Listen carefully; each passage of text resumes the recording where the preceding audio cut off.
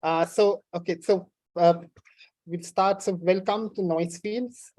This is the fourth annual conference at the School of Environment and Architecture, that is C Mumbai. I am Prasad Khanolkar, and I work at C. So before we start, I'll just briefly introduce so what was the thinking behind this conference. But also just sort of lay out what the annual conferences are about. So this is the fourth annual conference, and since its inception in 2020, the annual conference for us at C has been an avenue for questioning the underpinnings of spatial thought and practice, while being grounded in a contemporary context. The conference is also in many ways a platform for assembling critical thinkers and practitioners from different fields and geographies to mediate on these questions and explore a range of architectural responses to these questions. And here I'm using the term architecture in a very expansive way.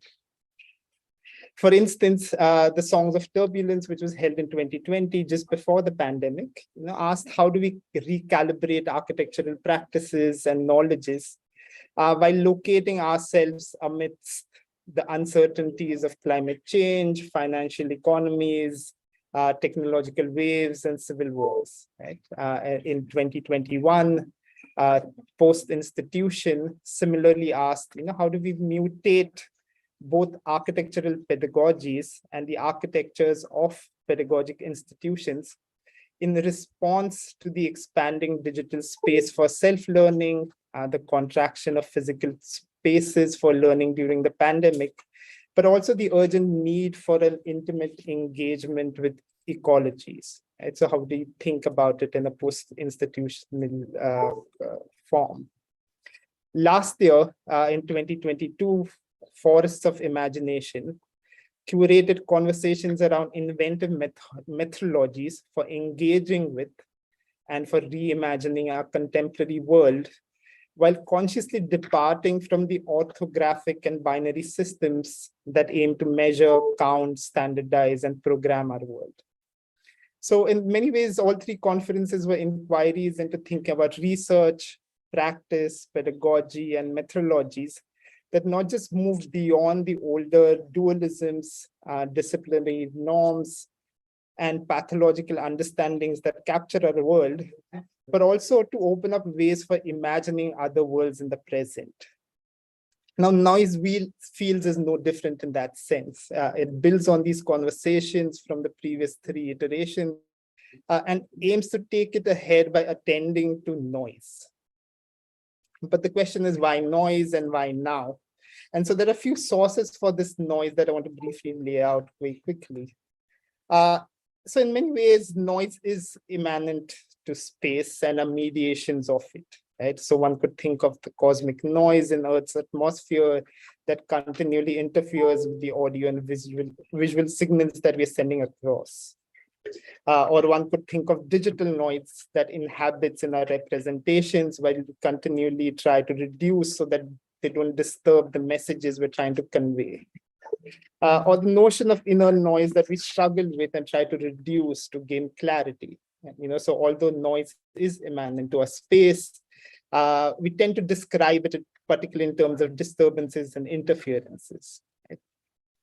Secondly, in the past few years, particularly in the Indian context, we've seen a range of protests and movements against farm laws, against sexual violence, citizenship acts, against mega projects, demolitions of architectural heritage. And these protests and movements sort of produce noise in different forms, right? Physical, digital, oral, visual, textual, so as to draw attention, get a sense of visibility, to stir things up, right? Making noise in the sense of to change things up. Now, the question for us is, how do we make sense of this noise beyond notions of synchronicity and its resultant effect on the success of these movements, but instead pay attention to the multiple vibrations and resonances that might produce, which have other lives in and beyond the moment, but also the movement. What does what is its afterlives, what other lives happen with this noise in that moment too. Now, third is, past year saw this emergence of xenophobic public and legal discourse around what counts as noise, particularly in the context of azan or the call to prayers from the loudspeakers in mosques. Right?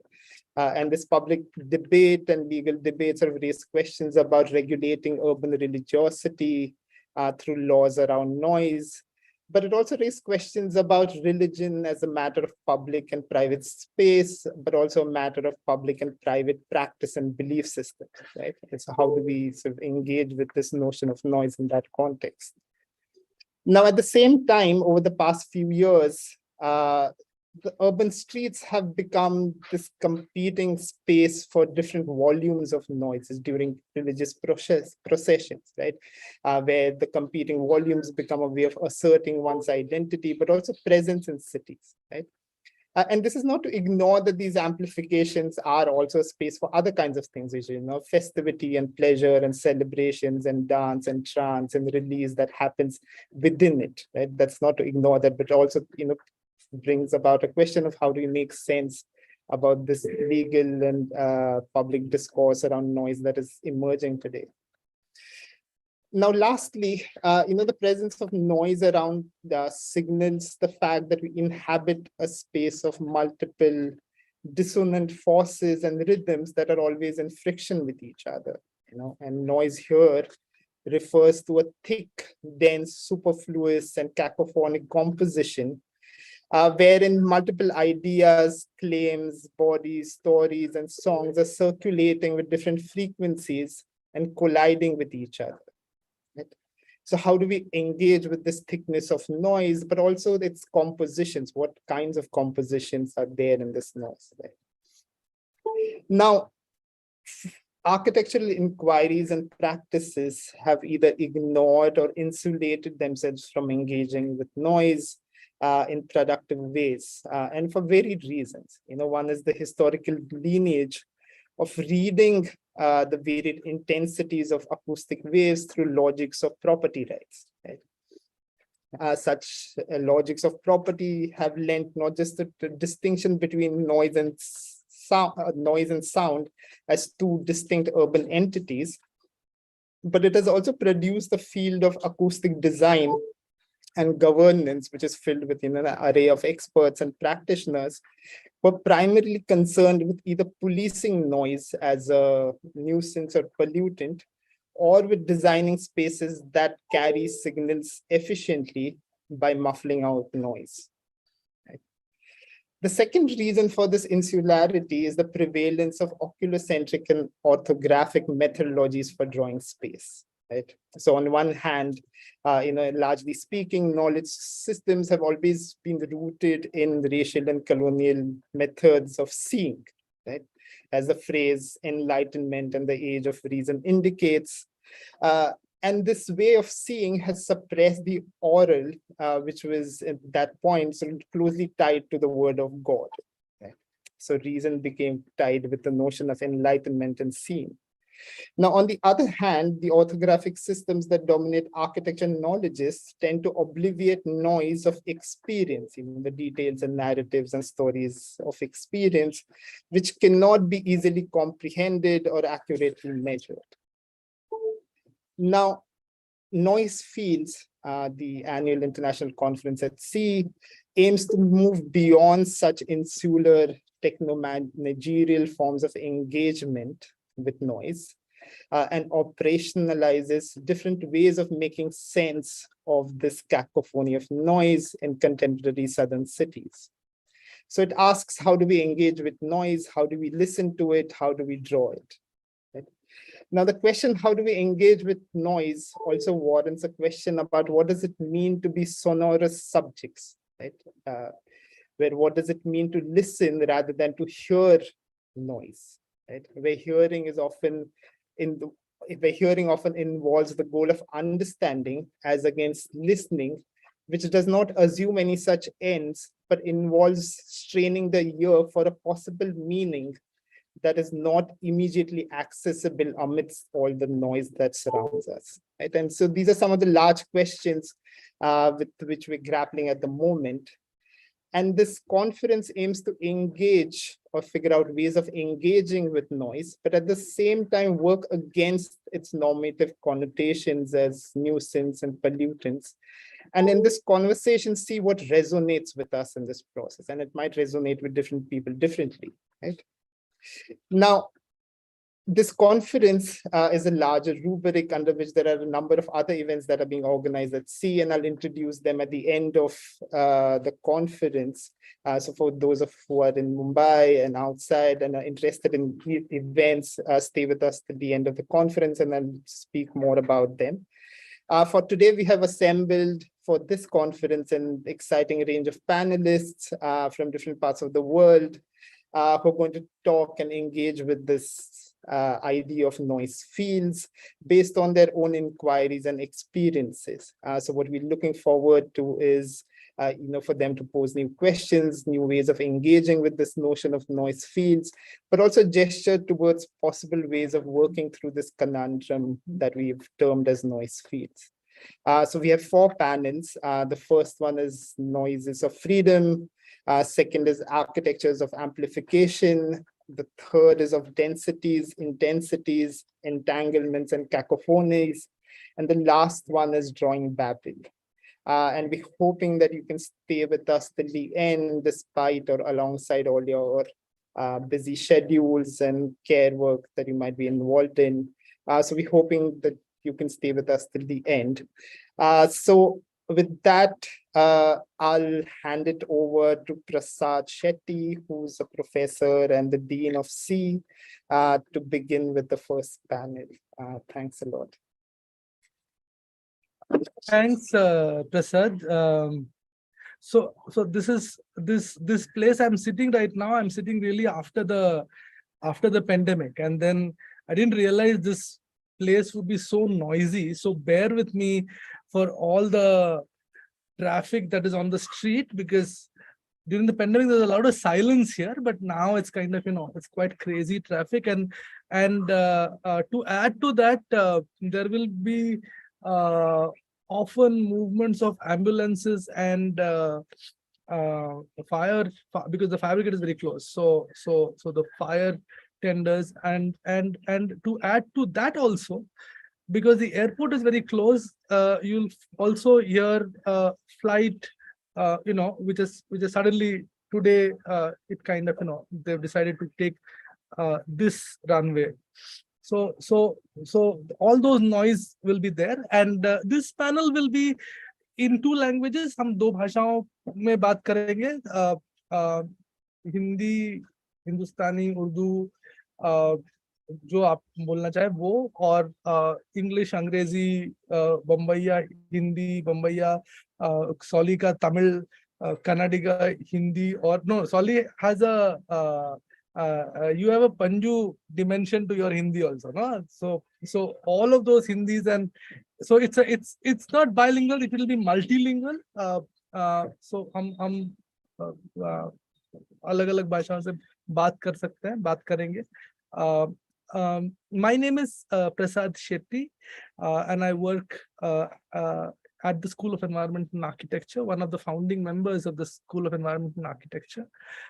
This is the 4th International Symposium of C, and again, I join Prasad Khanolkar in welcoming everybody else who's joined for this panel and for this conference.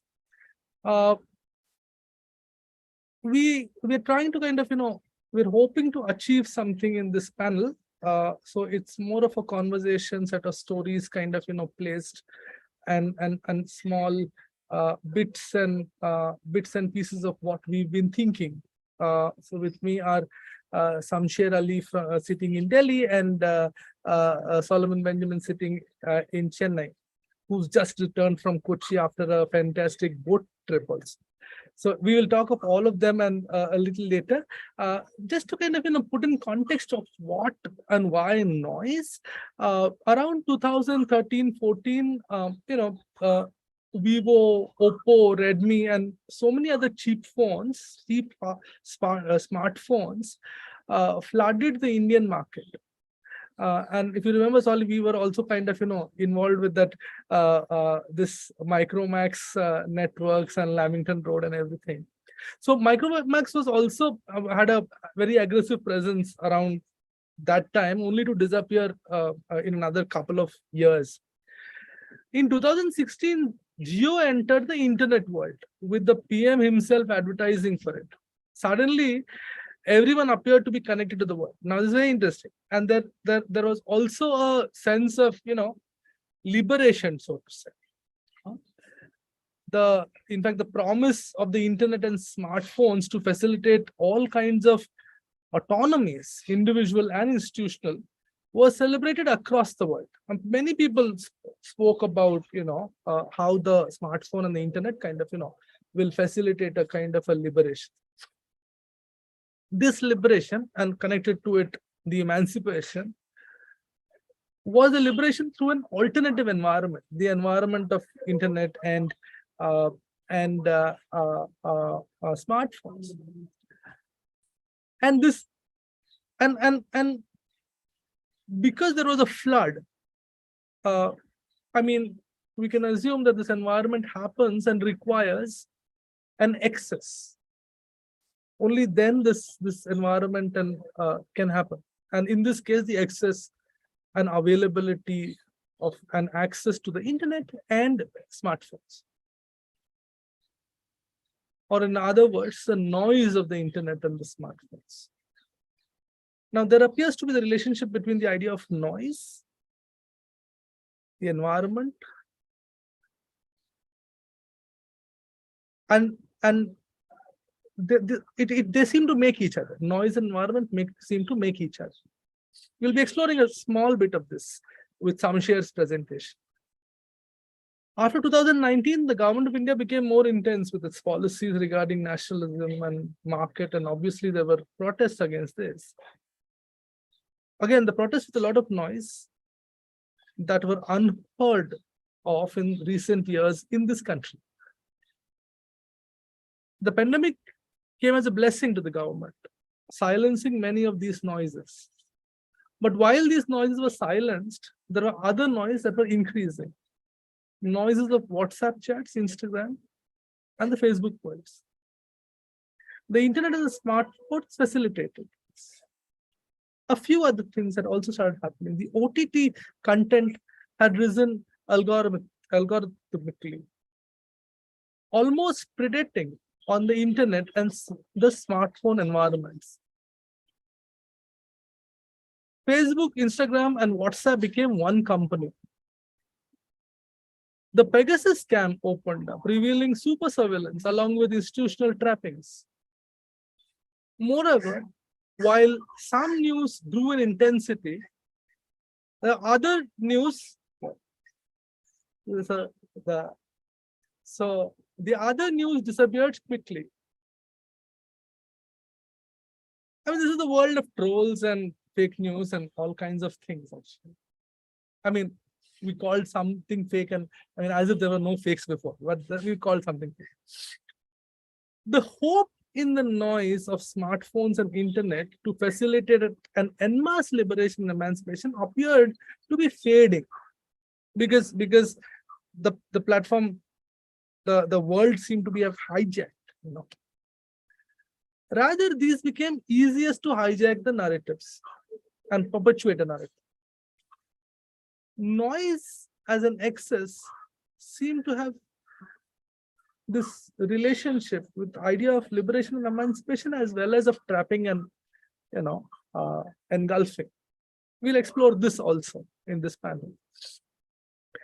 The panel intends to explore this relationship of excess as noise with creation of environment. We'll call it Mahol, and Samsher will explain why we are calling it Mahol, because it's much wider and includes the emotional dimension of it, the idea of Mahol, with the ideas around liberation or facilitations or defacilitation of autonomies. So basically, we are interested in the idea of autonomies, autonomic behavior of individuals and institutions, noise, and uh, uh, how it works within a mahal.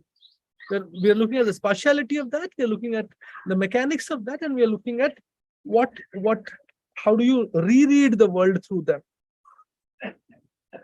It's a pleasure to introduce two very close friends to be part of this conversation, Samsher Ali and Solomon Benjamin. Samsher is a photographer and a writer, and one of the key members of the Cyber Mohalla Ensemble in Delhi, which authored numerous books, broadsheets, and artworks, including the famous Trickster City or Behrupiya Sheher and the Cyber Mohalla Hub book, both of them edited by Shweta Sarda. The Trickster City book is one of the seminal books to get a sense of Delhi's urbanity, where the collective, the Cyber Mohalla Ensemble, weaves fresh concepts with super prose on everyday life to produce a magical city for us, the readers. Both of us, me and Samsher, together with Shweta Sarda, who have been our inspiration and the force in many of our lives, have together worked on a paper called Of Gheras, Goats and Ghosts, Awkward Futurities of Incremental Settling, a conversational paper between the three of us. Samsher has this persistent urge for articulation and clarification, which is his mode, his prose, and his poetry, and his engagement with the city. Welcome, Samsher. And together with Samsher is Solomon Benjamin, my very, very close and dear friend, fellow urbanist, companion for all walks that we do whenever we are together, intellectual. We've had a very, very long intellectual companionship, and it has been very nice to kind of accompany each other in our thinkings. Solomon Benjamin is a faculty at the Humanities and Social Science Department at the Indian Institute of Technology in Chennai. I think that currently Solly is one of the only few true urbanists in India who aren't consultants trying to save the world or the cities, or theorists trying to understand them. I think, but in classical Benjaminian way, the old Benjaminian way, or Baudelaire way tradition, a true navigator or enjoyer of the cities, and you will see from his discussion today. Solly largely researches on land, everyday politics, and institutional ecosystems, but is perpetually curious about everything that exists. Solly navigates, and like Proust's Medellin, opens up newer worlds and stories as he navigates. And while doing that, draws up these amazing circuitries to produce yet another magical city, that is otherwise hidden under popular ideas of corruption, accountability, exploitation, etc. But in doing all this, Solly remains materially connected.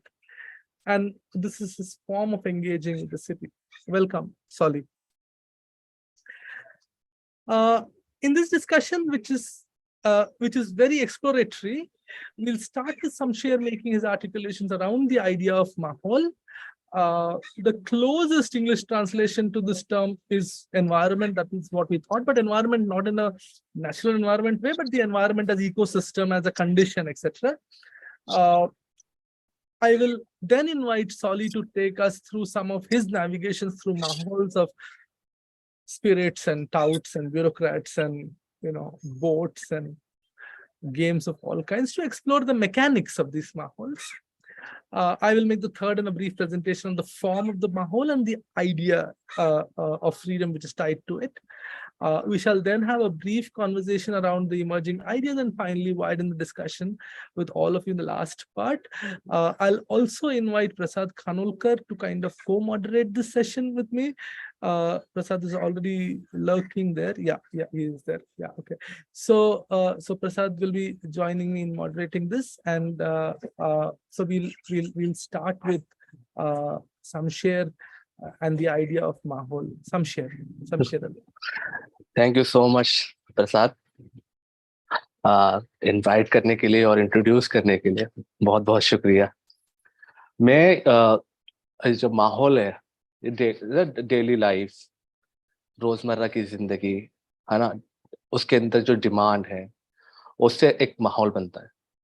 मैं उससे शुरू कर रहा हूँ।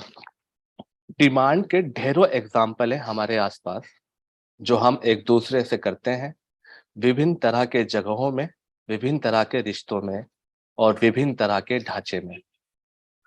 पाठक का लेखक से demand होता है, निर्देशक का दर्शक से, कारीगर का हुनर से, सवाल को जवाब से, घुमक्कड़ को सफर से, गुमराह को तलाश से और डाउट को एक्सेप्टेंस से, डिमांड को एक पूर्ण तरह से ना दिखने वाली इच्छा से।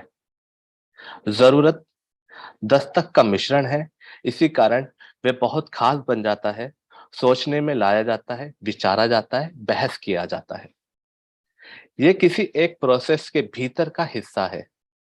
ये एक जगह में मौजूद होना भी हो सकता है, एक रिश्ते में बंधना भी हो सकता है, एक माहौल की रचना भी हो सकता है, ये एक छोटी मुलाकात भी हो सकती है।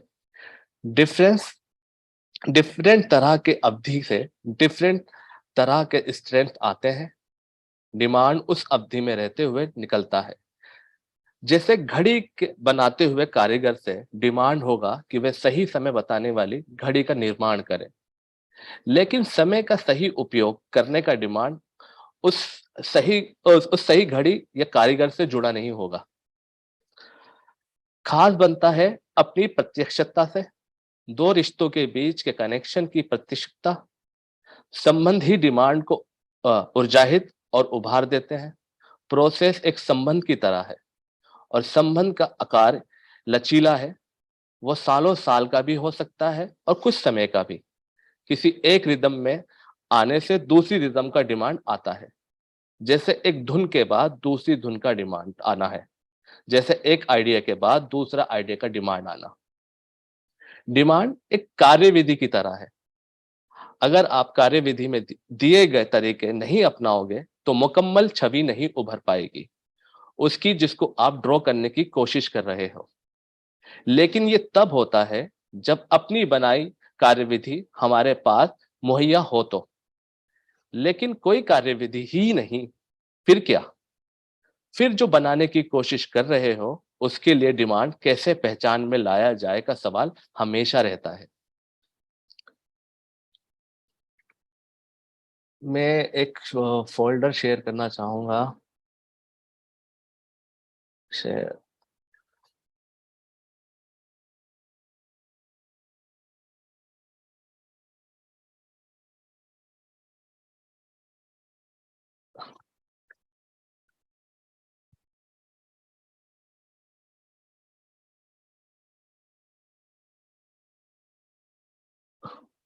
छत के कोने में 10 फीट के खंबे लगाए और उनके बीच फिश वायर से डीवीडी लटकाई हुई है और उसमें घुंघरू बांधे जो हवा की छुअन से उसकी ध्वनि सुनने में आए और सूरज की किरणों से डीवीडी रोशनी को रिफ्लेक्ट करे। एक ऊंचा पिंजरा जिसमें पक्षियों के लिए बसेरा बना। दूसरे कोने में बड़ा सा शीशा जिसके सामने 3 फीट ऊंचा स्टूल, 3 फीट ऊंचा स्टूल खड़े रहने में आई लेवल जितना रहता है, बैठने पे भी लगभग उतना ही आई लेवल बनता है। दूसरी ओर एक दरवाजा जिसमें कई सारी खिड़कियां हैं। दरवाजा यहाँ और वहां के चक्र से बाहर है, लेकिन खिड़की दर्शन खोलती है। कल्पना मांग लिए होती है। कल्पना अपने को क्लियर रखती है कि वे दोहराने के खिलाफ है, क्योंकि जो दोहराया जा रहा है उसमें ताजेपन की तलाश नहीं होती। कल्पना कुछ अलग, कुछ हटकर बनाने की तरफ खींचती है।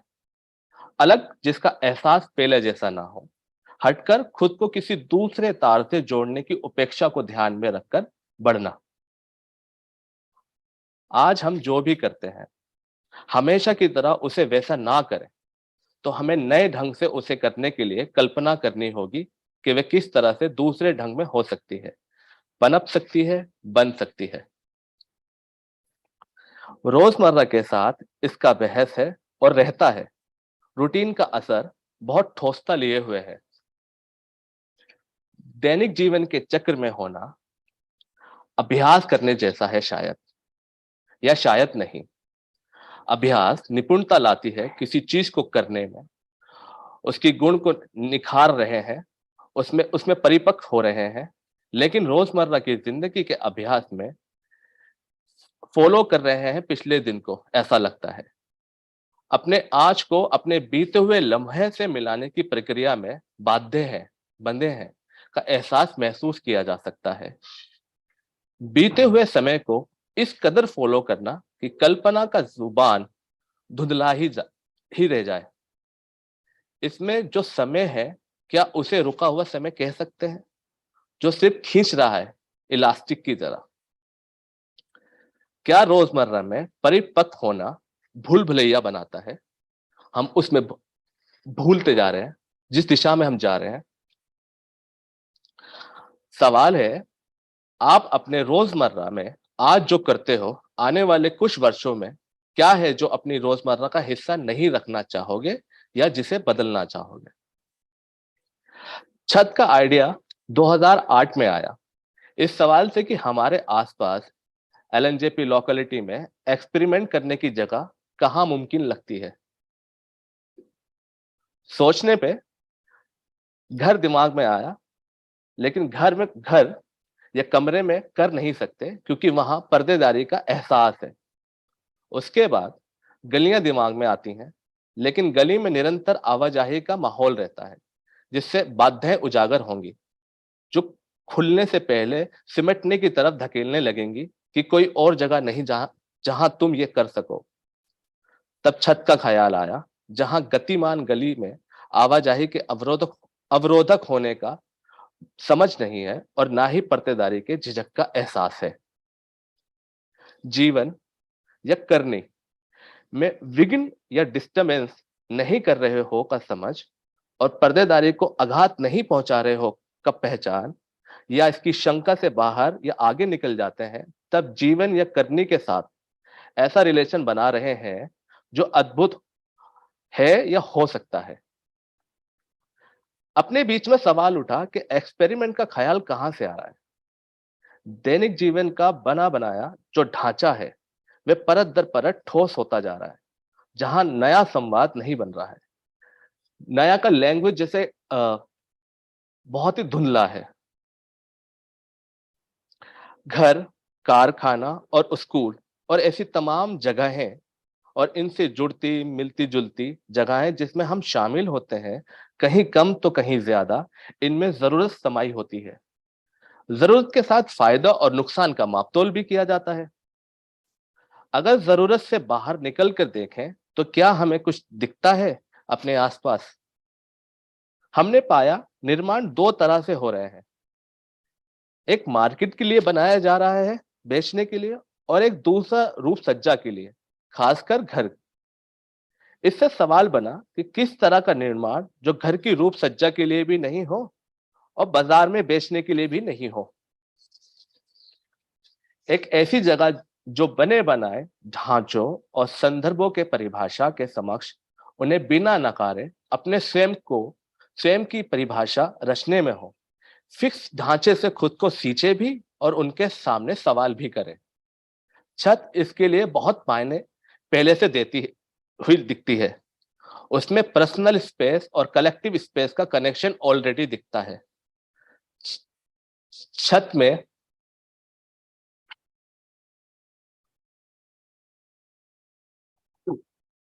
छत छत शाम में अपने पूरे जोश में दिखती है। कहीं पतंगबाजी तो कहीं कबूतरबाजी, तो कहीं दोस्तों का अड्डा बना है, तो कहीं दिन भर काम से हुई थकान को हल्का करने के लिए छत आरामगाह बनी हुई है। कहीं बच्चों की खिलखिलाहट के साथ मैदान बनी हुई है, कहीं रीडिंग रूम बनी हुई है, तो कहीं ट्यूशन सेंटर, तो कहीं कोई इन्हीं सब का लुत्फ उठाने के लिए उसके दर्शक बना हुआ है। एक ऐसी जगह जो स्वयं में एक न्योता हो।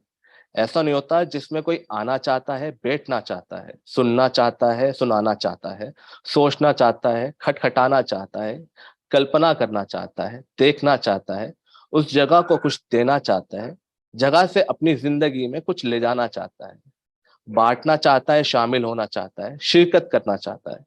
एक ऐसी जगह जो तरल हो, फ्लेक्सिबल हो, कंफर्टेबल हो, चैलेंजिंग हो, उपजाऊ हो। छत और उसमें आने वाले के बीच चुंबकीय अट्रैक्शन जो एक दूसरे को अट्रैक्ट भी करे और अनेकों असीमों की तरफ, असीमताओं की तरफ धकेले भी। ये ख्याल था डेली लाइफ। अगर हम डेली लाइफ को, रोजमर्रा की जिंदगी में अगर हम बंध गए हैं, ये ख्याल वैसे कि बन गए हैं, तो क्या ये बंधना हम हमें नई लैंग्वेज, नई की तलाश से रोक रही है क्या? ये क्या एक ऐसा स्ट्रक्चर तैयार कर रहा है कि ये एक नया तलाश को, नए की भाषा का एक जो हमारे आसपास होना चाहिए, वो उसमें दखल दे रहा है, उसमें कमी ला रहा है, उसमें हमें भटकाव दे रहा है कि हम इतने माहिर हो गए हैं, इतने कंफर्टेबल जोन में जा रहे हैं दैनिक को फॉलो करने में, अपने बेसिक को फॉलो करने में, कि सुबह जाना, शाम में आना और परिवार में रहना। तो क्या वो हमारे इस तरह से क्या वो हमारे आसपास पे एक एक लैंग्वेज के खोने जैसा है? उसके डाउट्स। फिर एक है सीटीएस स्टूडियो से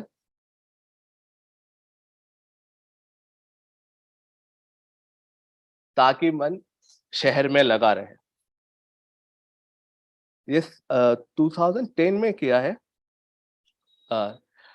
एलएनजेपी का सर्वे 2009 में शुरू हुआ था और जस्ट उसके बाद का है। उपकरण के मामले में समय अक्सर छलांग मारते हुए प्रतीत होता है। एक दशक के अंतराल में उपकरण इतने परिवर्तित हुए कि उनके साथ बने रहने की डिमांड ने सराय में आउटडेटेड कंप्यूटर्स के लिए एक स्टोर बना दिया। सराय में अपना एक स्टोर था जिसमें सिर्फ पुराने कंप्यूटर रखे गए थे, जो एक दशक में हुआ, जिसमें अधिकतर पार्ट्स वर्किंग थे, लेकिन समय की डिमांड के हिसाब से कॉम्पेटिबिलिटी छिटक गई थी। उससे हमें एक शहर का छवि मिला और उससे ये एक ताकि मन शहर में लगा रहे, कैसे एक बहिष्कारित वस्तु मूल्य में आती है और कैसे किसी मूल्य को बहिष्कारित में देखा जा सकता है का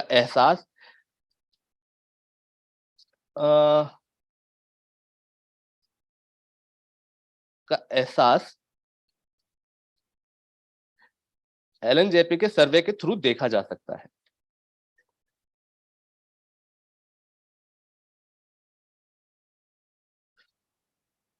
एक क्रियाशील इलेक्ट्रॉनिक प्रणाली से पुर्जों को हटाना लगभग नामुमकिन है। हालांकि इसे विकसित कराने के लिए सिस्टम में जो जोड़ने की संभावनाएं अनंत बनी हुई हैं। यह भी है कि कैसे एक शहर खुद को बनाता है, निरंतर लगातार परिवर्तन में, पुनर्पूर्ति के माध्यम से। उत्पत्ति का कोई बिंदु या केंद्र या यूनिट नहीं है, जैसे कि दोहराए जाने के माध्यम से इसे बनाया गया है। प्रत्येक भाग अपने आप में एक ब्रह्मांड है, परिपूर्ण है, लेकिन प्रत्येक भाग की सक्रियता उसमें अलाइनमेंट के माध्यम से होती है और बाकी सभी के साथ निरंतर पुनर्संयोजन होता है। जीवन का एक नाजुक निर्मित रूप तेजी से घटित होता है। यह है शहर की एक सोच। ये तूफान में है और तूफान के बाद एक साथ इसमें तेजी लाने के लिए हमारे दृष्टि के बल की आवश्यकता होती है। सर्वे सर्वे हमें एक तरह एलन जे पी कॉलोनी की ये है कि इसमें एनिमल्स, मशीन, ह्यूमन एक गठन है, जीवन का एक हिस्सा है डेली लाइफ के बीच में। उसमें सर्वे जो सवाल करता है, सर्वे में सवाल जगह, समय और पहचान के बीच में शख्स को देखने की कोशिश होती है। उसमें जीवन के लिए कहां वे अद्भुतता की ओर जाना नहीं होता। हम इसमें अद्भुतता का किस तरह एहसास कर सकते हैं।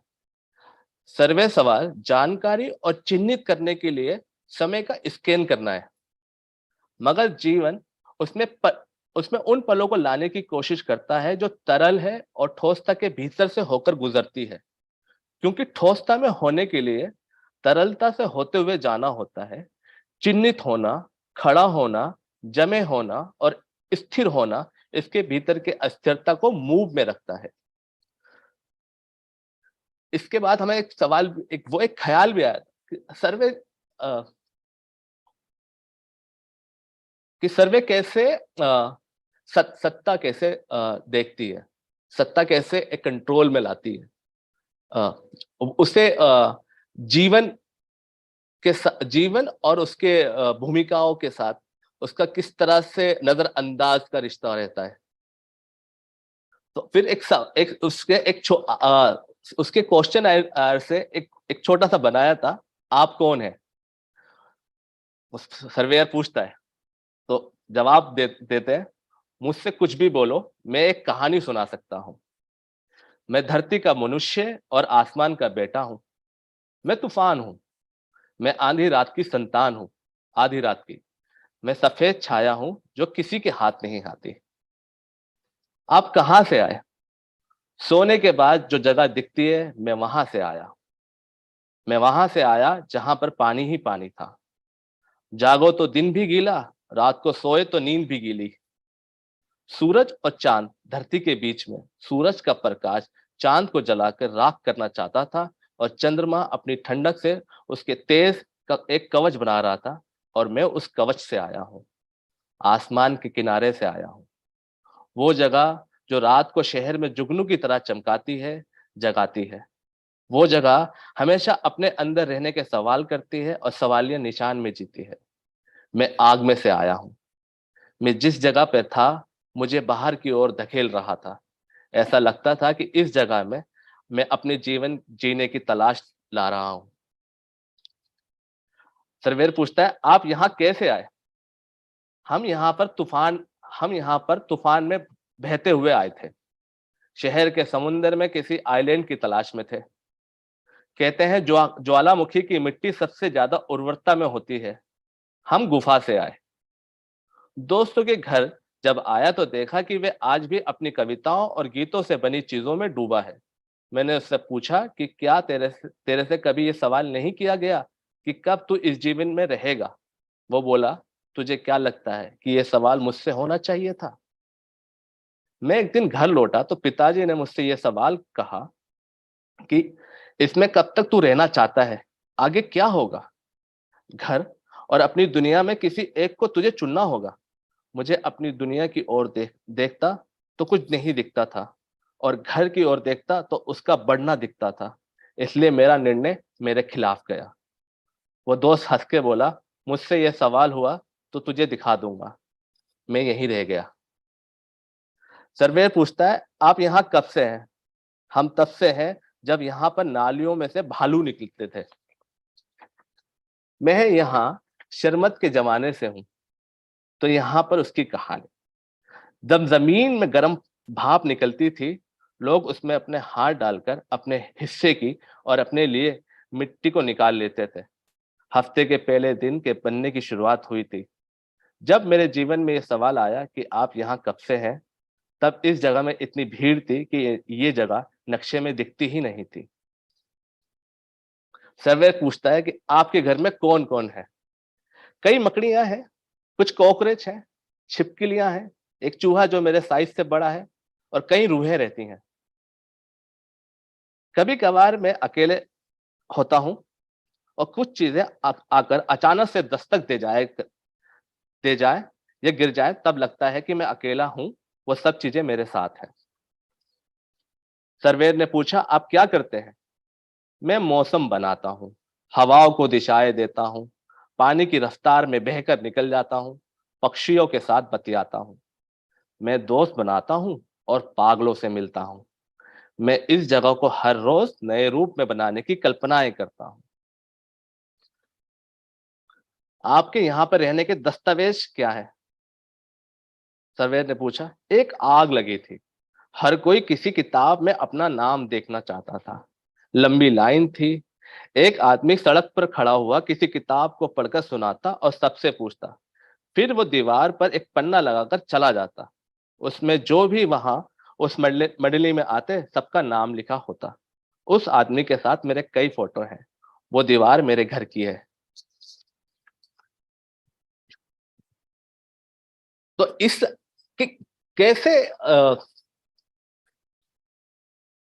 दो तरह का माहौल है, एक जहां हम अपने जीवन यापन के एक कश्मकश के अंदर अपना एक डेली रूटीन ऐसे बना रहे हैं जिसके अंदर एक ये आ रहा है कि एक कहीं हम भूल भुलैया के गिरफ्त में आ गए हैं, उसकी लपेट में है।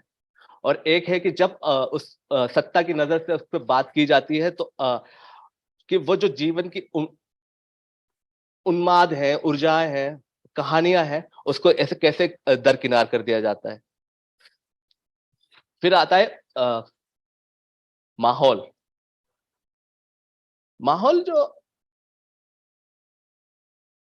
हम सभी को चाहिए होता है।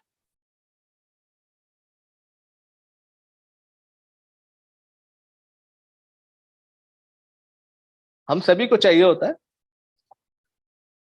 जो एक स्पेस के साथ मिल जाता है। हमें माहौल चाहिए होता है जिसमें कई अभिव्यक्तियां शामिल हो। ऐसे ऊर्जा भरे माहौल की तलाश रहती है जिसमें शामिल होने वाले भी उसके आदान प्रदान के माध्यम बनते जाएं, जिससे वे माहौल अपने आप से ही विविधता में कार्यात्मक रहे, फंक्शनल रहे। एक ढांचा की कल्पना और उसकी संरचना इस तरह के माहौल को रचने के लिए उपयोगी है। माहौल को निरंतर प्रभाव के फैलाव में देखा जा सकता है। वे आने वाले, जुड़ने वाले, शामिल होने वाले, देखने वाले के साथ सीधा सीधा उनके आकर्षण, रुझान, झुकाव के जरिए संपर्क में आता है और यह संपर्क सघनता में तब्दील होता रहता है, डेंसिटी बनाता है, जिससे प्रभावशाली में बदलता है, उसमें पहुंचता है। अनुभव से शख्सियत के रूप में मिलते हैं। अनुभव जो पैनापन देता है सक्रिय उपस्थिति को, दूसरों के समक्ष विचारों का साझापन, जब बांटना विचारों को गतिमान होने लगता है, तब अपने असर में एक अद्भुतता का एहसास दिलाता है और नए विचारों, कल्पनाओं, सवालों को रोशन करते हैं।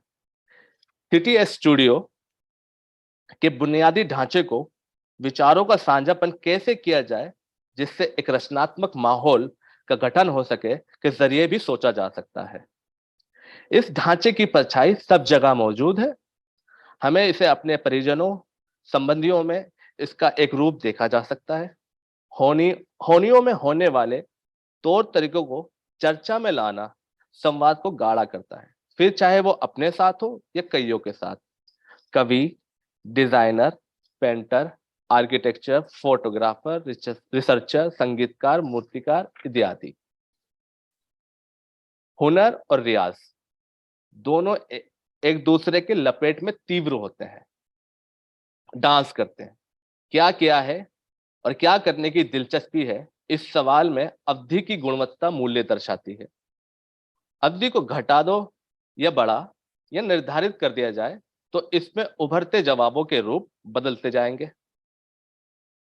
सिटी स्टूडियो का संवाद इस सवाल से शुरू होता है जिसमें एक तरह से खुद का यानी कि अपने रियाज, हुनर, रुझान, चुनौती, विचार, कल्पना, गहनता का परिचय देना भी है, खुद को भी और साथियों को भी।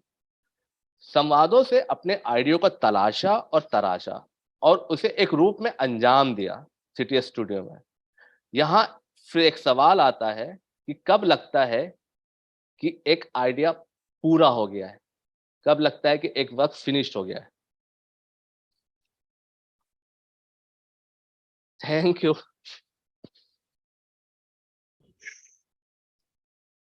बहुत बहुत सुंदर Shamsher, thanks thanks.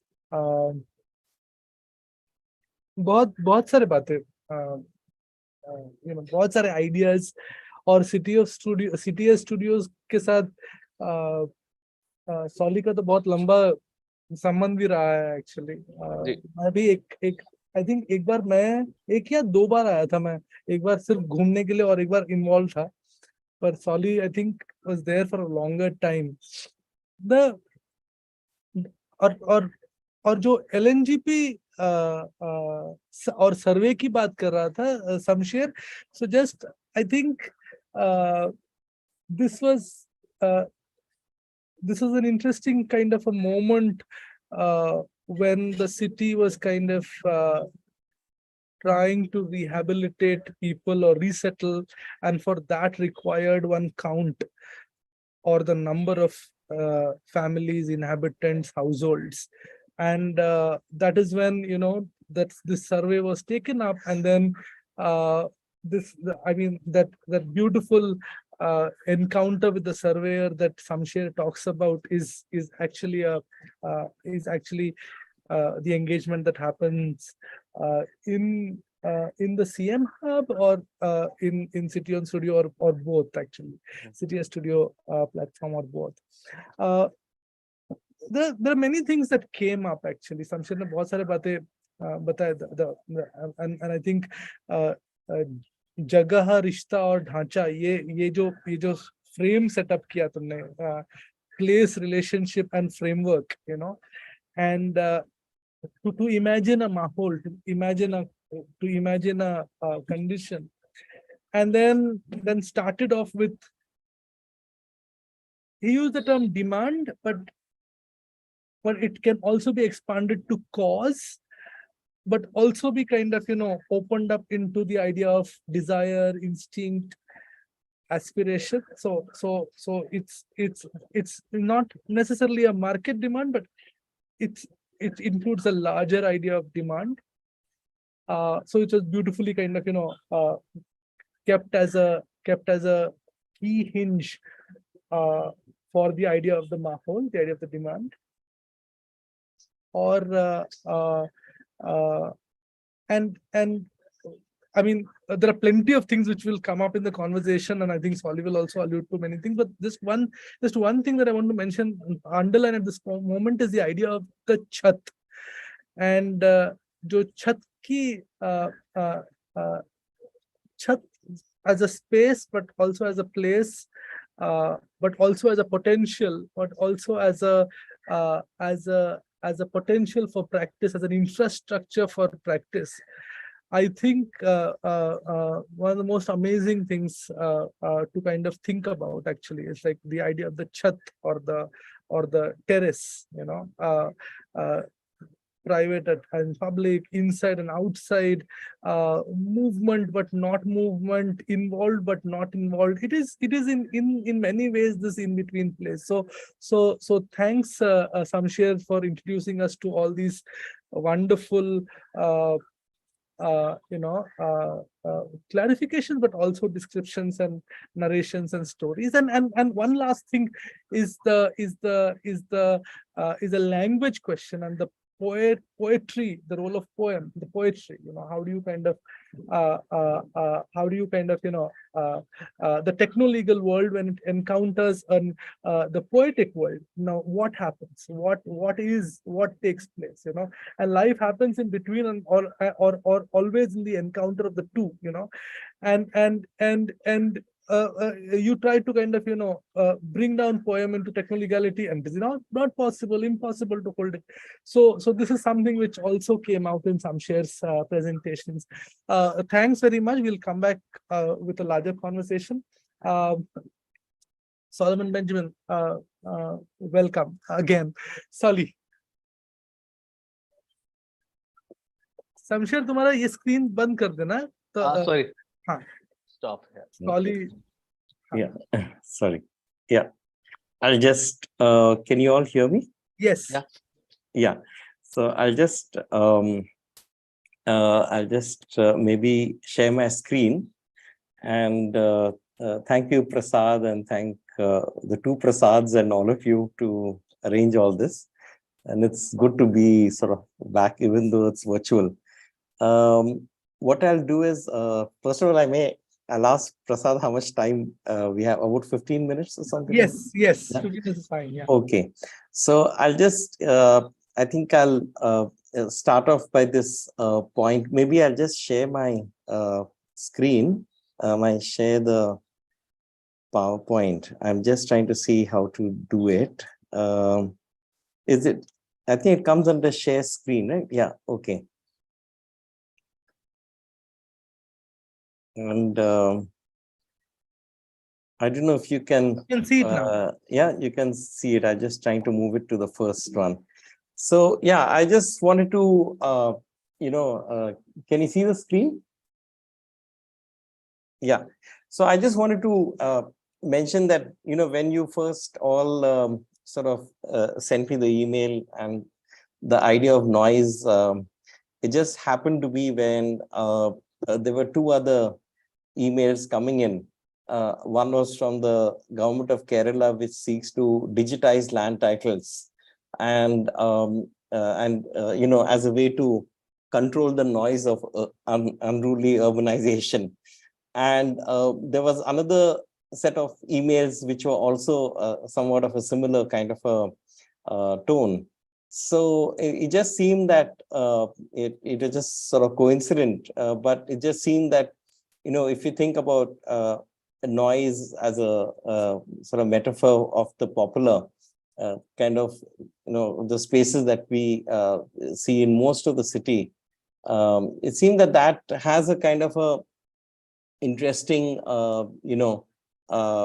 sort of possibility to think about sort of cities very much which centers what Shamsher has put in as Mahol, which is a sort of atmosphere that's there, a kind of a space, a kind of a feeling, which is a kind of a shared space. And it's not necessarily a kind of romanticized idea of the shared, because if we think of the city as being made by various groups of people, by constellations of people, then that also is constantly changing. But there's certainly that kind of a way of thinking about the city that is in a more autonomous way, but not connected in atomized individuals, but rather groups of people.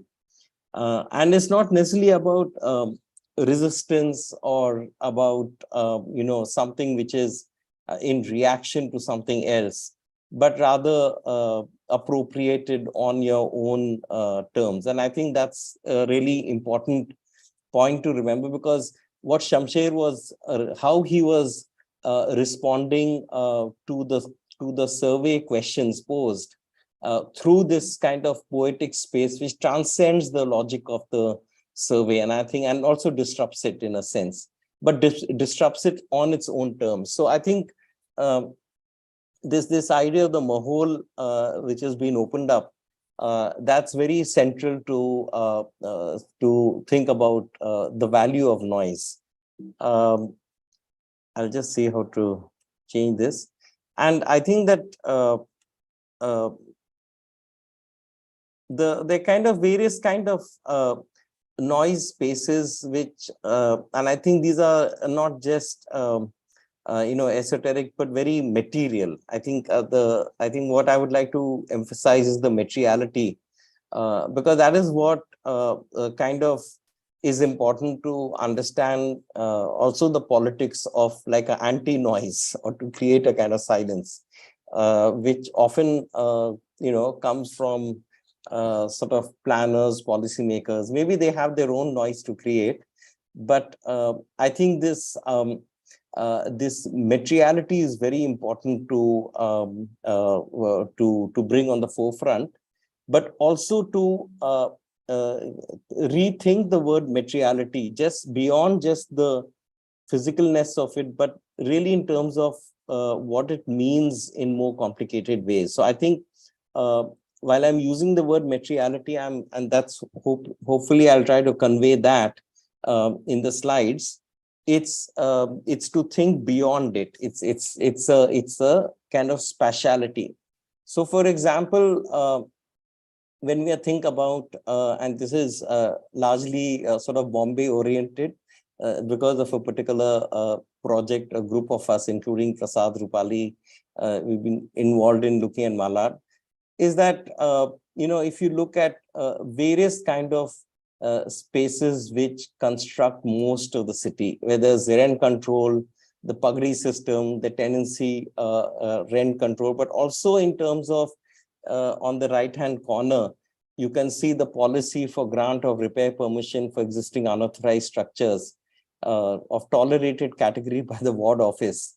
All of these kind of show that this usual kind of social science kind of framing of the state, society, politics is a kind of a prison. It's a kind of triangulate prison.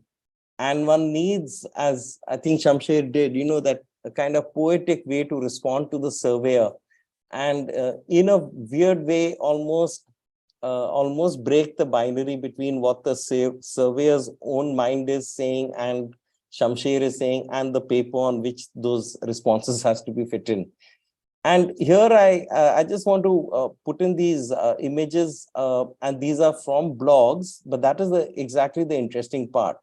If you have a blog by this guy, Shubham Paliwal, which also includes like how to wake up at 5 a.m. every day, or demand and supply. I mean, the point is this, or this lawyer's services, these are not just strictly about the technical legality, but rather are kind of creating a kind of a conversation between these people who normally would be seen as kind of touts and agents, etc.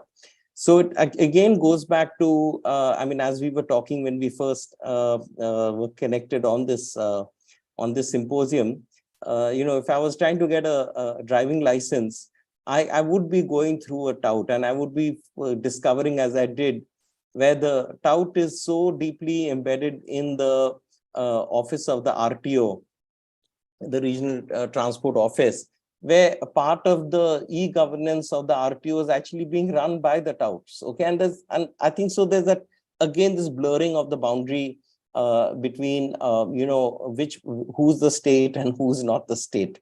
And I think that's an interesting and an important thing, where it creates a kind of sociality where you have the urban being the quote unquote noisy urban being constructed all through these kind of very, very blurred kind of boundaries. And I think this is where I think some of the interesting material of working the city has to come from looking at movies, novels, blogs, images, sound, government orders, but not also look at government orders just as law, quote unquote law, but like some of the interesting scholars of the law, like Boventera Santos, look at how they get appropriated, how they get practiced into different kind of spaces. So there's a kind of mahol of, to use Shamsher's word, of government orders, of the bureaucracy. And I think if one is dealing with this every day, then it might actually be quite an exciting place and not just a space of corruption. Of course, I think the other interesting part is that there is also a silence. So if you take this form of silence, not silencing, but silence, which is part of the noise, then there is a politics of why it's useful to be quiet in particular situations. So it's also kind of an idea of a noise made differently. And that is also to emphasize that in this speciality, it's obviously unequal, but that doesn't mean that it's where the indeterminateness is a closure. it's not necessarily marginality and exploitation, but rather it has its own sort of politics of how you can be silent under the radar and still get things done. So I think I'm with Varun's permission, Varun Patil's permission, he's done this.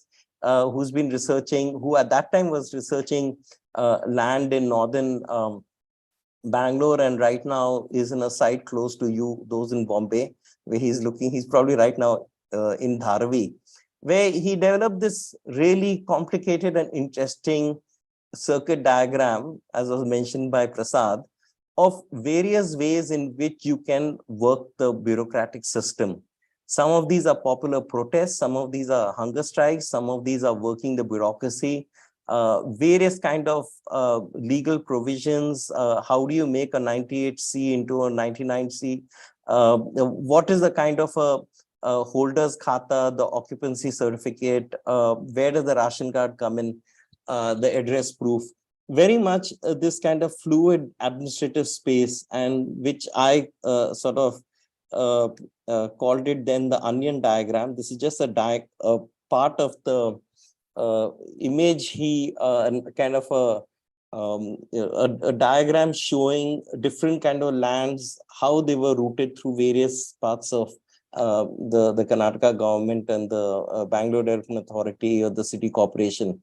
So I think this kind of onion effect, which has different layers, which open it up. And each of these, if you think of it, each of these have their own mahol. So these are people on a regular basis who have kind of populated it, and it goes across different groups. And this is an example of a work by Aditya Unnikrishnan, one of our earlier MA students, where he looked at the role and the space of document writers, where a particular land, and I've written more about this, and obviously, if anyone is interested, his thesis is really interesting, his MA thesis, because he talks about how legal categories are created which transcend one property owner to another property owner, right? So so this mahol that, and this is the mahol of a group of quote unquote younger children then, who get tuition from an elder in the family. And when they grow up and they've sort of moved on in life, they kind of decide that that particular place where they got that tuition had a particular kind of spirit. It was embedded by the person who gave them that tuition.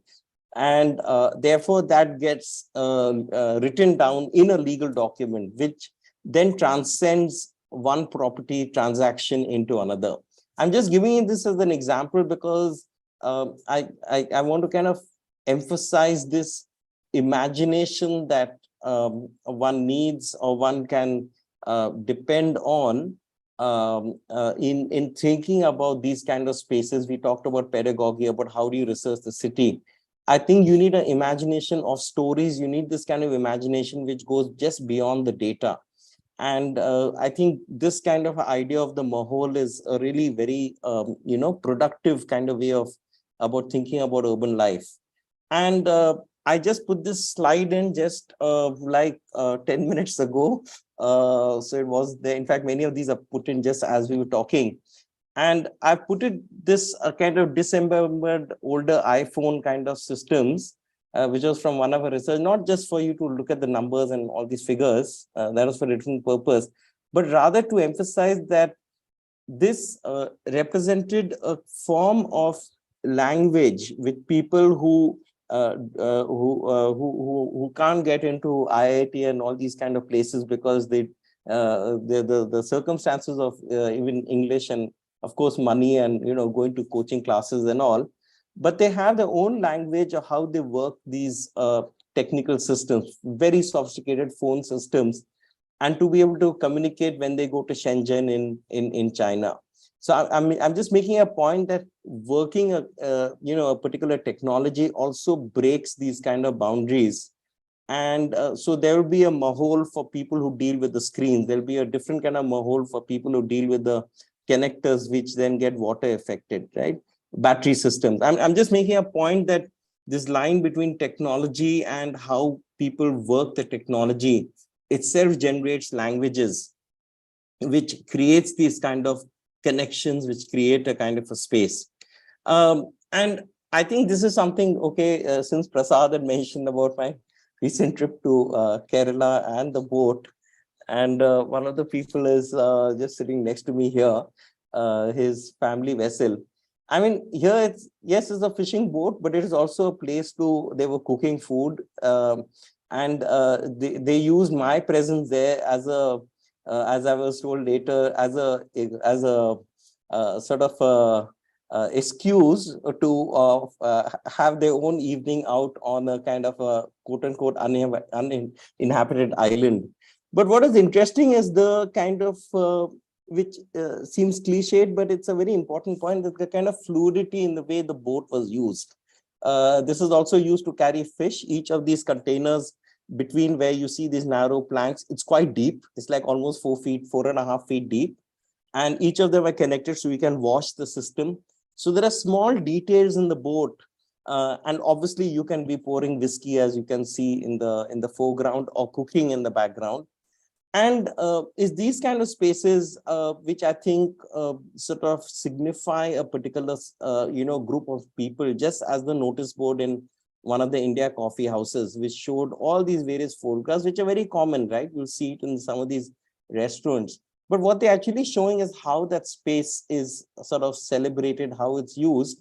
And I have on the top right-hand corner a part of an exhibit in the Kochi Biennale, which talked about an archaeological site, not in the Biennale, in another ongoing exhibit on the seas, but where my feeling was that the emphasis was only on the foreground, right? The archaeological site contained by these boulders, and not about the people who walked past it and around it and would look at it and maybe sit on those stones if they're very tired, or, and my point is this, that a lot of, and this was something which I think what I was seeing in the Biennale is in some of the exhibits, they're unable to deal with the mahol. They were sort of abstracting only a kind of a kind of singular meaning to it.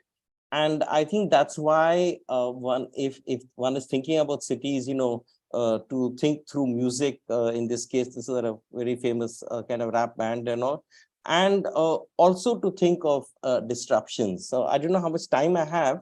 Prasad, you'll have to tell me. And you have time. You have time. yeah. So this is thanks. So this is again some images again from a recent trip to Kerala. On the left-hand side, on the top, and if some of you are interested, we can put it in a common folder, was a series of fairly classical kind of, if I use the word in a kind of, sort of satirical way, activist kind of framing of a kind of nostalgia and a loss. Okay. So you had an exhibit where it was mounted on the top by a person hung out on a kind of a hand, which would kind of a bar that would move, a kind of a rubber glove, industrial rubber, and the kind of song that was being played, which was from Anand Patwardhan's Bombay Hamara Shehar, or Bombay a City, was a very classical portrayal of labor. And in between that, there was also a kind of a bronze kind of casting of people lined up. But there was, if you see the blue line, it was the same group of people just repeated. They didn't have any, they were just industrially cast. And that's my point, that in categorizing these, what is obviously toil, like we saw in the fishing boat, and you're working through the fishing boat, you're also having whiskey, you're also cooking, all that gets reduced into a particular kind of meta narrative of labor. And it was just fascinating, and there's no time to do it, but we can share this movie. It's a short clip. Is that while this exhibit was through that so-called transistor radio, which happened to be a digital device, was playing this very famous and catchy song from Bombay a City, suddenly it collapsed, and the batteries had to be changed. And this lady who was attentive to that, she had to come change it, reinsert the electronics card. And in a sense, it was almost as if she was caught up in this manufacturing, the idea of this labor from a far more sort of sophisticated way of thinking about this politics. And on the right, you see kind of a well which is, having whatever, sweet water, although it's very close to the coast, and also it's sitting on Mezonite. So one of the sites which I was going with Nidish Suresh was his research site, his PhD work, which is on these radioactive sands. But the interesting thing is the mining company, because of this, temple being there, very close to the beach, adjoining it, and this well, can't restrict access, so that's the place we could go to. The fact that we could reach this place was because of the temple. Now, I'm just making a point is that there is this, obviously, this attempt to close, and but this kind of way of thinking about those who hate noise, and this is different from silence, okay, but they seek to silence, okay, is this kind of a way of framing it as corruption, framing it as low-wage democratic societies, as you can see in the top one. Just look at the language here, okay, on the top. I mean, I'll just put it there mainly for the language. And then how the resolution comes in terms of participatory planning. Yeah, and you have a cartographic map and you have a public event for that. I mean, I'm just making a point that a lot of the academics which is confronting this kind of a sort of confronting this kind of a noise is kind of trying to, on one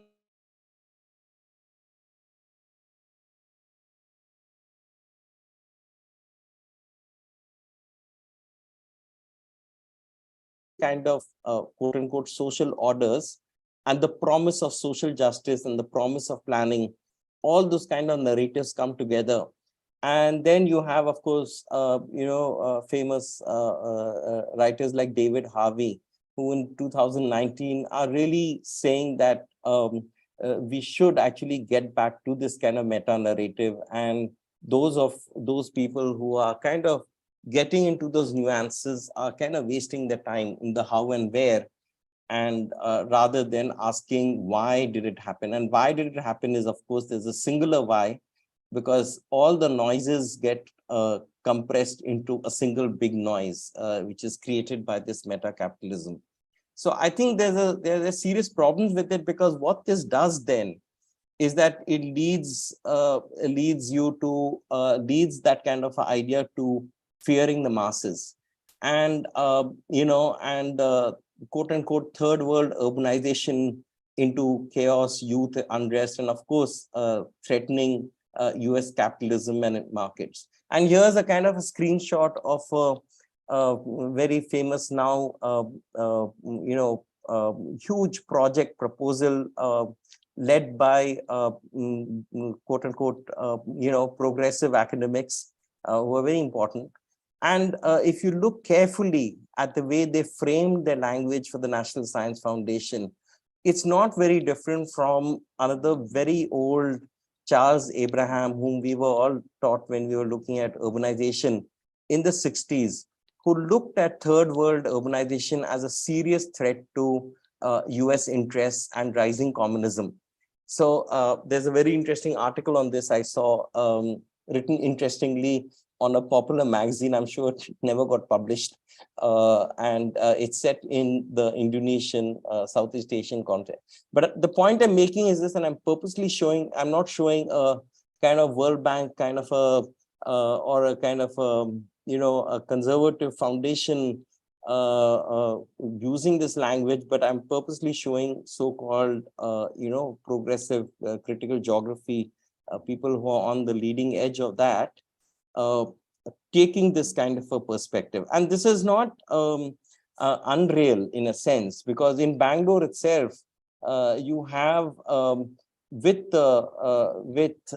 urban institutes, etc., with the Bangalore police thinking about these hotspot mapping, where they would target youth groups in a place. If you're familiar with Bangalore, Ijipura, Vivek Nagar, where there's a huge resettlement of groups who have been resettled 3 times. And the partnership is not surprisingly with this group that is focusing also on terrorism and internal security.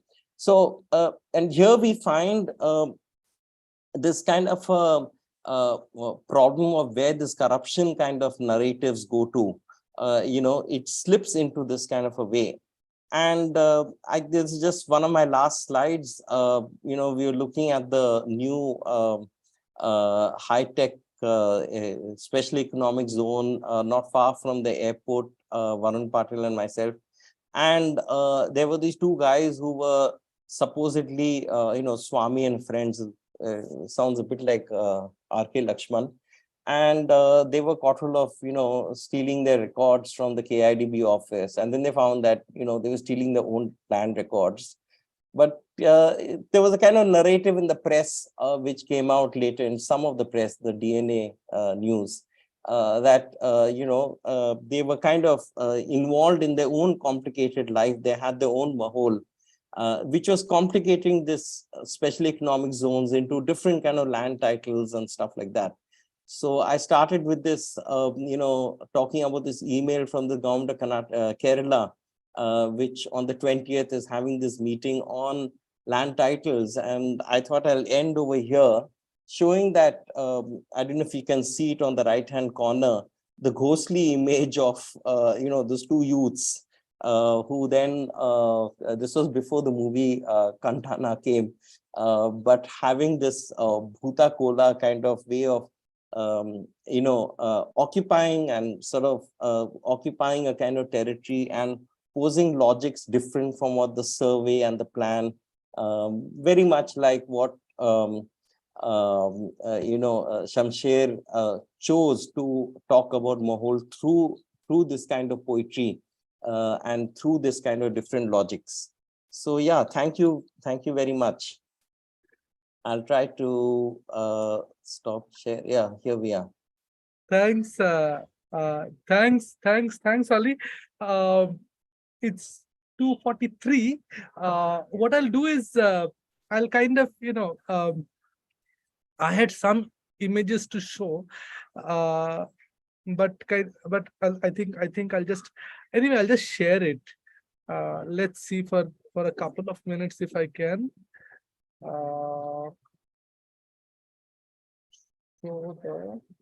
Maybe I'll close my camera, it'll make it easier, I think.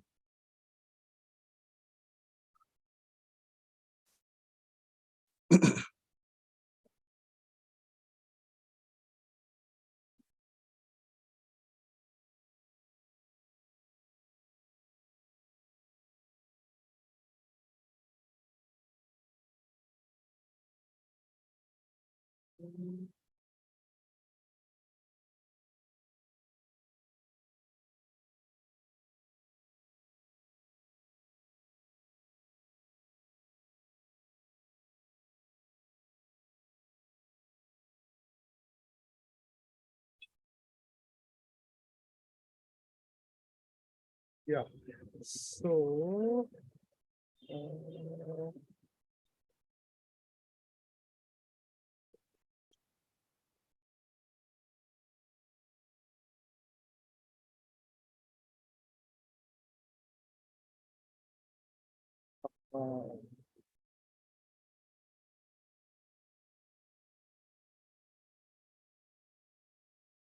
Anyway, I think I'm. Anyways, I wanted to show the image from Kala, basically the film Kala, and the last shot, which somehow I'm not able to kind of open on my machine.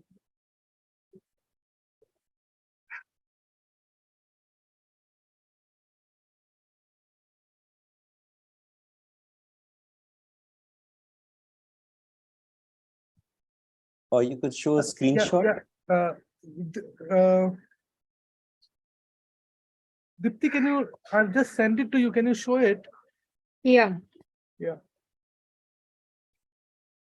It's on email. Yeah. very quickly, just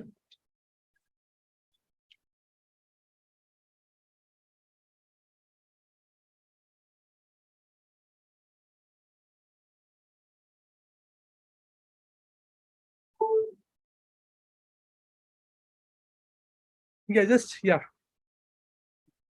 Thanks. Dipti. So this is the last shot of Kala in Kala, that there's a song going on and everything, and then basically, uh, it's after the house where Rajnikant is kind of, so Kala is this uh, Paranjit movie, which is basically, I mean, a classical, uh, the builder developer kind of taking over a slum land and trying to evict, and then there is the local group which is kind of, uh, resisting it through a protagonist, Rajnikant, was basically called Kala. But what is interesting about the movie is that it folds so many things and leaves you suspended with an idea. And I think I want to just close with, I mean, just mention a few points about what this idea is. So the last scene is, one is kind of, one doesn't know, it is left ambiguous whether Rajnikant is dead or alive, but this builder comes to kind of, inaugurate his project, and then the people surround him, and then there is a flood of colors which kind of, which happen, and then they all start dancing. So here is how it begins. It's basically they use the black color. The next one, next slide please. And I felt that, this whole idea of, next slide please. Yeah, and then there is blue, which kind of, which is also metaphorically denoting so many other things in India. So there's this huge mass, and then the mass is kind of, surrounding this developer, builder, this guy, and he doesn't know what he can do, what he doesn't understand this at all, actually. Go to the next one, please. And then this image, Solly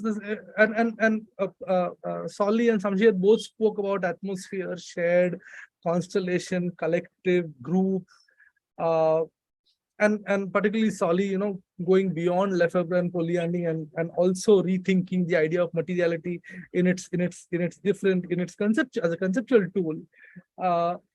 And I mean, here there's an image of four or five people trying to read one newspaper, inside the train, So, and it's kind of holding the ideas, the space together in a very specific way. Go to the next one, please. Yeah. So when the blue happens in the screen, the camera moves, it becomes a drone shot, and it kind of, it goes out. Go to the next one, please. And then go to the next one, please, Dipti. And then the previous one. Yeah. So, and then it kind of, drones out into this kind of an image, which starts showing the labyrinth within which this is happening. So the idea of the labyrinth as a spatiality for this, to hold this force, is something which emerges. Go to the next one, please. And I want to bring just this kind of small example over here, which is basically, this is August Kranti Maidan, the green one, that space in between. Yeah, go to the next one, please. It's a large Maidan, famous for its political, political protests and stuff. Go to the next one, please. The two protests happened over here. One protest on the left-hand side was basically anti-CAA protest, and 1 week later, the same space kind of lent itself to the pro-CAA kind of, gathering. So the same space, both of these meetings are happening. It's quite interesting to see how the same space is able to lend itself to these both spaces. The classic public urban square, it's holding both. Go to the next one, please. Whereas the labyrinthine space of this Nagpada place, go to the next one, please. It's a street and it's a street within, within the labyrinth, and then kind of, and it holds this protest for more than 3 months, and then it is stopped only because of the pandemic. And then if you go to the next one, please. It's a street which is incomplete, being built, under repair, and it kind of becomes a place for this gathering, this anti-CAA thing, which becomes an extension to the everyday life, and it kind of hold. So the space of a labyrinth being different from the classical square, and as to what it can afford and stuff like that. Go to the next one, please. And finally, the third phase of this song of Kala is, when everybody is wearing the mask of Rajnikant, then Rajnikant kind of multiplies metaphorically. He's there and not there, and it is all orange, red, vermilion in color. So it kind of it multiplies like that. And then go to the next one, please. And then I think one of the things that that is interesting, which again, Solly and as we've been discussing, the idea of the Hydra, and its multi-headedness, and the way it kind of is able to kind of sustain, engage, and remain durable through the intensity itself, become an intensity, and itself become a kind of a object, but space, but also a life form, also a strategy, and also it does not kind of hold any moralities with it, it's kind of many ideas, the idea of shared, the idea of the shared and its space, the idea of labyrinth, and finally the idea of Hydra, to kind of think about density, noise, and the idea of freedom. So you can close this, please. So I will not kind of the idea was that we all three of us have a short conversation. Prasad, you want to kind of also start your screen, and if there are questions around here, we can take it up, because we are really we're at 6 minutes from the end.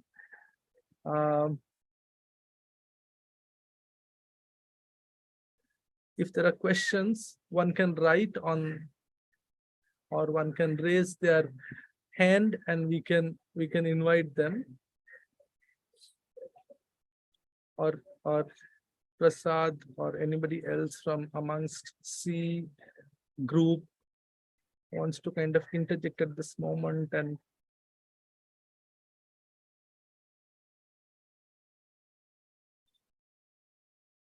so let me kind of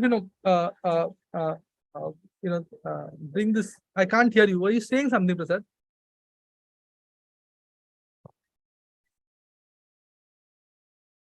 Is he saying something? Yeah, he's just saying there are two people who have raised their hands, so I'm just getting them into the panelists. Yeah, I can't see anybody raising their hand. Acha. Rohit has raised his hand. Yeah, Rohit. Yeah, thanks for those wonderful presentations, Solly, Shamsher, Prasad. As you all were talking through your presentations, the thing that struck me was, and Solly mentioned it briefly, like connecting the documents to the sound, and Prasad and Shamsher connecting to the visual to the sound. Methodologically, what happens when one starts speaking in terms of noise fields and is referencing visuals and or documents, like Solly mentioned the idea of story. I'm just thinking, because one is speaking through the visual but kind of trying to connect it to sound, or noise, how does one methodologically think about it in doing urban studies? So, I mean, it's a question to kind of think through. So just that observation.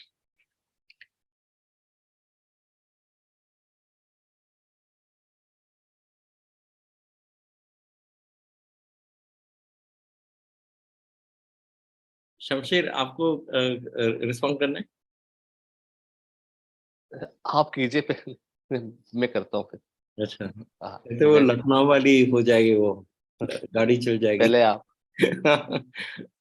अच्छा, हाँ, sorry, my Hindi is, I've completely forgotten my Hindi. I was trying to suddenly switch and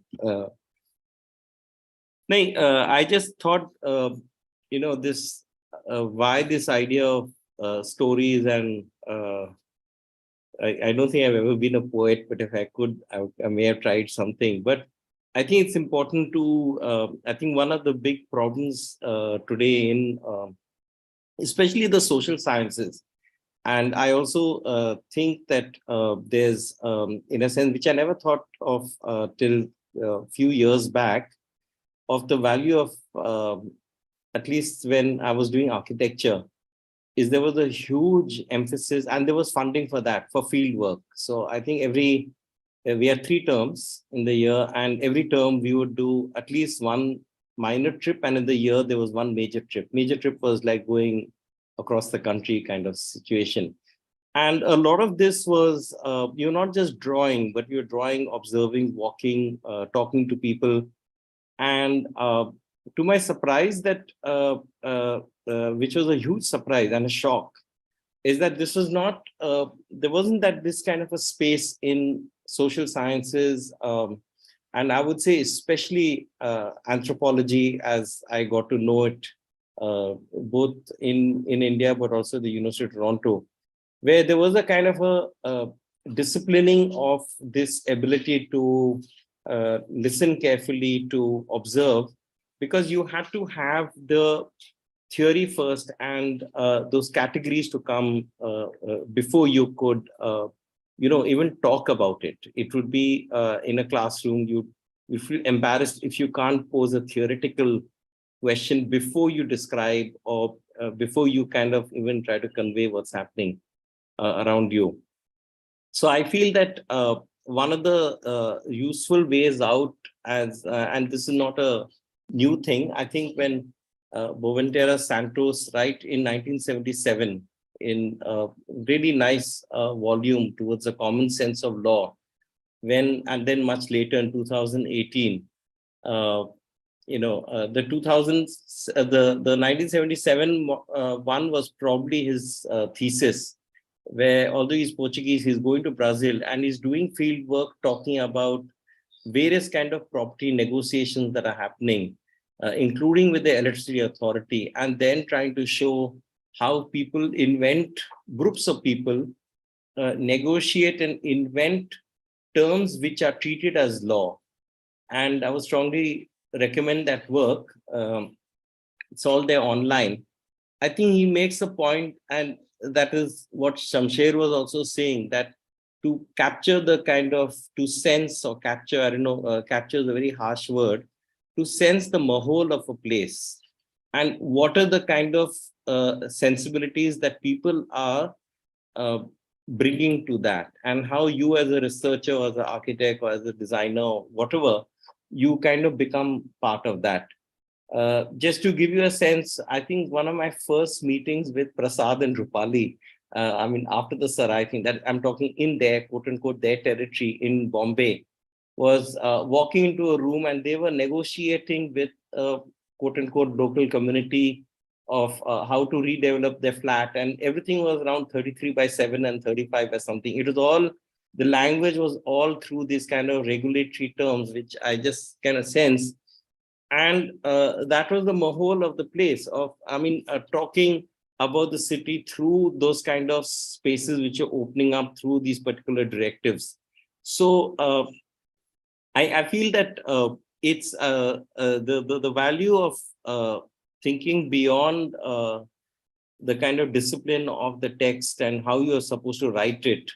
I think that is really important. And you can be drawing, you can be writing poetry about a place, looking at novels, stories, thinking of like different, more experiential kind of material. That's very important to kind of, in a sense, play with the city through city walks, or engage with it in that kind of richness, and let the, if someone has to do some theory, because the system demands it, let that come later, let that come based on these. And I think that's that's a very quick kind of response, sort of in terms of the kind of quote unquote methodology, or pedagogy also. I don't know that fully this sort of addresses the thing.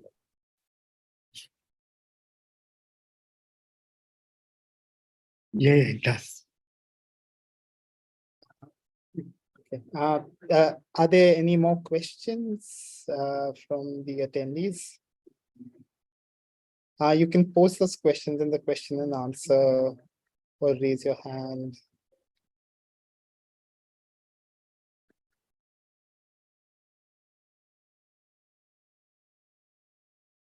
Okay. I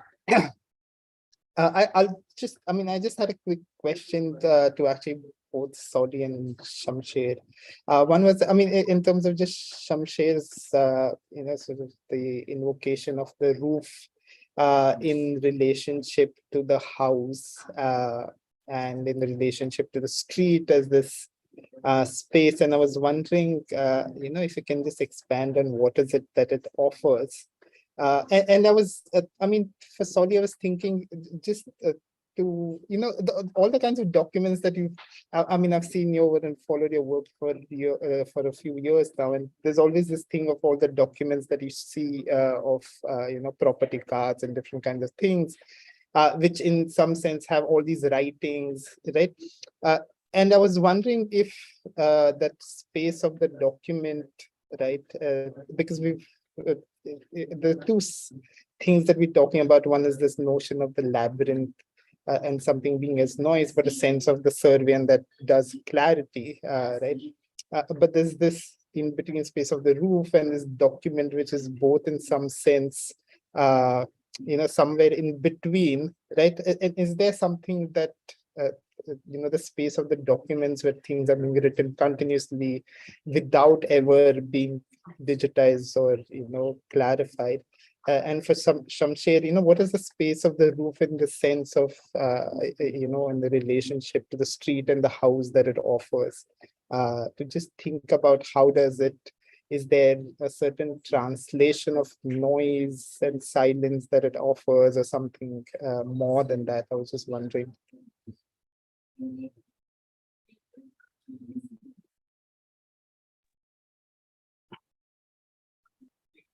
हाँ मैं शमशेर, सोच जी हाँ बोलो जी आप बोलना चाहते हैं कुछ और? नहीं, हाँ नहीं। तो ढांचा हमारे आसपास सब जगह है, हम देखते हैं, हमारे मतलब रिश्तों में भी है, और फिर स्ट्रक्चर है, घर का है, छत का है, गली का है। तो ये ढांचाएं खुद अपने तरह से हमें बताती हैं कि उसका क्या तकल्लुफ है, क्या लिहाज है, वो किस तरह से अपना रूप बनाते हैं, किस तरह से फलते फूलते हैं, किस तरह से एक्शन में आते हैं, और किस तरह का अफेक्ट दिखाते हैं। तो इन्हीं के अंदर बहुत प्रकार की जो चीजें होती हैं, वो क्या कैसे कहूँ, जैसे कि जो आइडिया है छत से ही एक आया है, छत के अंदर वो पॉसिबिलिटी है, वो पहले से ही दिखती है कि उसके अंदर वो अपनापन में भी है, कलेक्टिव भी है, पर्सनल भी है, कोजीनेस भी है, आराम के लिए भी है, और फिर दूसरों के लिए भी मिलता है, एक दर्शन के लिए भी है, दर्शक के लिए भी। इस तरह से एक ये समझ में है कि ढांचा टकराने के लिए बना है, आपको एक नया स्ट्रक्चर एक और नया ढांचा बनाना है, फिर उससे एक दूसरा भाषा का एक दूसरा माहौल मिलेगा, एक दूसरा भाषा का संवाद शुरू होगा।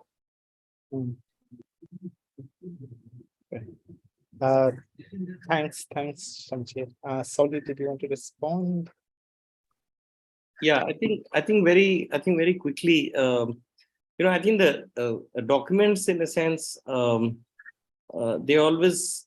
I think one is looking for what should I say, certain kind of traces or hooks on which to sort of very crudely get into the story.